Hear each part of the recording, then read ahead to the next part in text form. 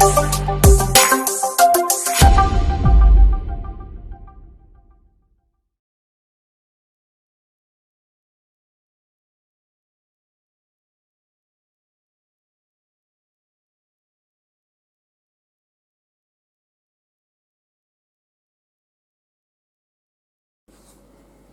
afternoon.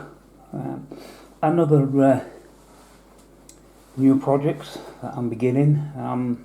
Not something I was going to get into, but a while back I received a care package from, well, it was a dual one from Paul Becker's down in Oz and Nick, British Legion. Between them, they sent me the Cruel Seas starter set. And when I received it, it was fully built and painted and everything.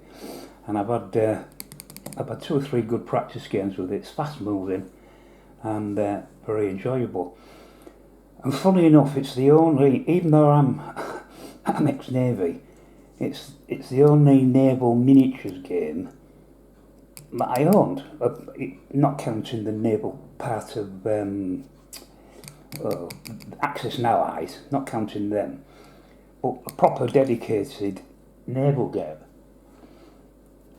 And this is fantastic, but I've thought about moving up from this. This is great for inshore, coastal waters. I thought, what if I wanted to do the full ocean job? Because then you could look at using destroyers, cruisers, and of course battleships. These are just 3 of the extensive library of naval books that I have. Obviously I take a keen interest in the naval aspect of all the wars. So it seemed only natural to move up to ocean going series. Now, I looked at a number of ways of doing this, but Beckers himself and Nick British Legion were painting up and still are painting up ships from the Victory at sea. Now, initially when I saw them, I looked at them and I saw them big pancake bases and I thought, oh, no, I don't think so. But then when I see them painted up, and how useful they are for actually moving the models without actually touching the paintwork of the models, you're just touching the base. I thought, yeah, actually, they do look pretty good. And also, as Beckers prefers military history when we're doing it, I thought I shall venture in to a World War II miniatures game. And you probably guessed when I said about the titles that it's going to be this one. Victory at Sea, the Battle for the Pacific, US and Japanese fleet clash in this fast-paced naval war game. Brilliant artwork.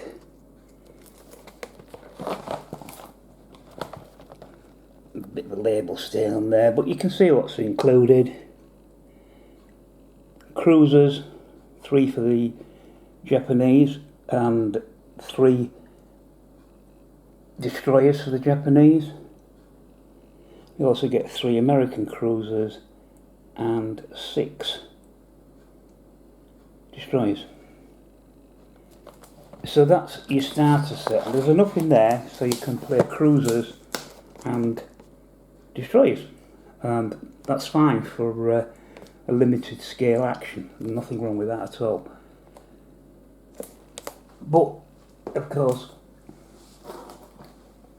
you need to add the US Navy Fleet box, which is an expansion. Now this includes, in fact I can put it down so it's not wobbly.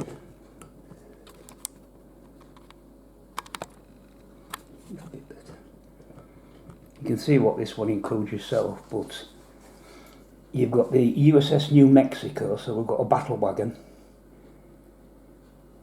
We've got the USS Essex carrier. We've got 3 more cruisers, the Houston, Chester and Portland, and 3 different destroyers of another class, the Clemson class. And we also get some flights of Corsairs for the carrier. So that was a must to get that. And of course, if you get one for the US Navy, you've got to get one for the Imperial Japanese Navy. And this one also gives me a battle wagon and a carrier. So we get the Congo, the Zukaku, which is the carrier, the Suzuya, Mikuma and Yahagi, which are all cruisers, 3 Kagero class destroyers, and 4 flights of Zeros for the carrier. So now we are pushing out now. We've not only got cruisers and destroyers, we've now got a battle wagon each, and a carrier with aircraft each. And the final purchase, and you've got to have them. You've got to have them, haven't you? So I've got myself the Yamato and the Missouri. So both fleets have got themselves a nice big boy, as well as the two the battleship each they've already got.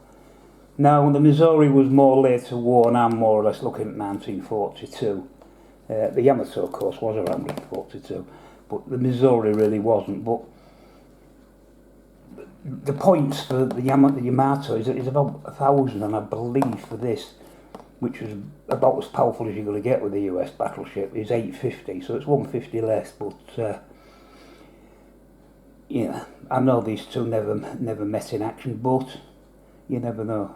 On the game table they may do. Now I'm not going to do an unboxing of these because there's an absolute shed load on the on various channels, and I've been watching a few. But one thing I did seem to notice was that there's been a lot of mistakes in packaging, especially in the starter sets, where somebody's got, instead of getting 6 Fletchers and 3 of the Japanese, they've ended up with 9 Fletchers and no Japanese destroyers, and other ones where there's been bits and pieces missing or broken. So I'm going to, off camera, I'm going to inspect each of these models, make sure I've got all the pieces and I've got the correct number of pieces, the proper vessels, and then I'll progress to obviously cleaning them up, giving them a good soapy bath, and priming them and getting on to painting them. I'll start with the starter set, obviously just the 6 cruisers and the 9 destroyers that come with that, and then progress on through and add the Japanese and the US fleet boxes, and finally end up with these 2 big boys. And we'll see where we go from there. So that's the plan, and I will do regular updates so you can see how I'm getting on, and hopefully I'll speak to you in the next one. So bye for now.